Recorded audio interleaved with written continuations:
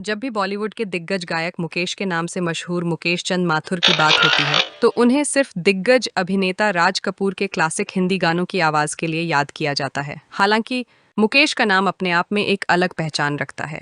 इस नाम को किसी के सहारे याद करने की आवश्यकता हमें नजर नहीं आती है। मुकेश को हिंदी सिनेमा में उनके अविस्मरणीय योगदान के लिए हमेशा याद किया जाएगा। मुकेश पढ़ाई में ज्यादा अच्छे नहीं थे। उन्होंने अपनी एसएससी की पढ़ाई बीच में ही छोड़ दी थी।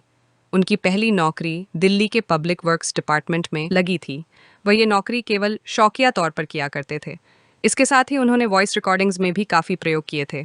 ये बहुत कम लोग जानते हैं कि मुकेश ने कभी भी सिंगर बनने का सपना नहीं सोचा था और उनके पिताजी जोरावर चंद माथुर तो बिल्कुल नहीं चाहते थे कि बेटा गायक बने। बीबीसी को दिए एक इंटरव्यू में मुकेश ने अपनी एक गायक के तौर पर यात्रा कैसे शुरू हुई इस किस्से का जिक्र किया था। मुकेश ने बताया था कि दरअसल मेरी बहन की शादी थी, उसमें दो दिग्गज फिल्म इंडस्ट्री के भी आए हुए थे। वो बाराती थे। अब बारातियों का मनोरंजन लड़की वाले करते ही हैं। कोई शराब ला रहा है, कोई कबाब ला रहा है। हमने कहा कि हारमोनियम लगाओ, हम गाना गाएंगे।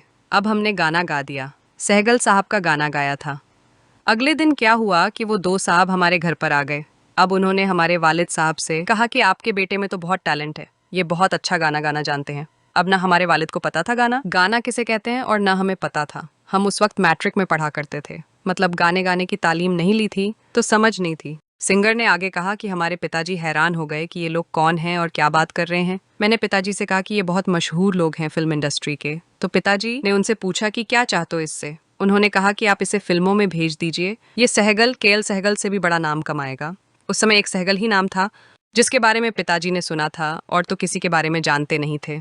उस वक्त तो पिताजी राजी नहीं हुए। उन्होंने उन लोगों से कह दिया कि नहीं नहीं, हम अपने बेटे को गवैया नहीं, कोई क्लर्क वगैरह बनवा देंगे अपने लड़के को। उन्होंने बताया था कि इसके बाद हुआ ये कि इन्होंने अपनी एक फिल्म के लिए नलिनी जयवंत को एक्ट्रेस के तौर पर लिया था और इन्हें एक नए लड़के की तलाश थी। वह चाहते थे कि कोई सिंगिंग हीरो आए, लेकिन उस टाइम तो कुछ हो नहीं पाया। इस फिल्म के बाद नलिनी जयवंत को लेकर एक और फिल्म बनाई। फिल्म का नाम था निर्दोष। तो दोबारा उन लोगों ने एक टेलीग्राम मुझे दिया।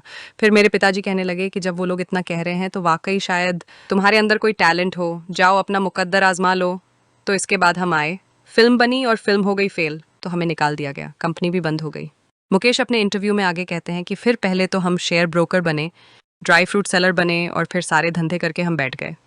इसके बाद 1940 में पहली बार प्लेबैक सिंगर के तौर पर काम मिला। देवकी बोस ने इंट्रोड्यूस किया था। वो कहते हैं ना कि अगर मुकद्दर में कुछ लिखवा कर लाए हो तो भगवान ने कुछ ना कुछ ऐसा तरीका निकाल लिया कि प्लेबैक सिंगिंग का प्रोफेशन शुरू हो गया। अपने एक्टिंग करियर के बारे में बात करते हुए मुकेश ने कहा कि मैंने एक्टर बनने के बारे में सोचा था, लेकिन वो चला नहीं। फिर मुझे लगा कि एक सेकंड क्लास एक्टर होने से बेहतर है एक फर्स्ट क्लास सिंगर होना।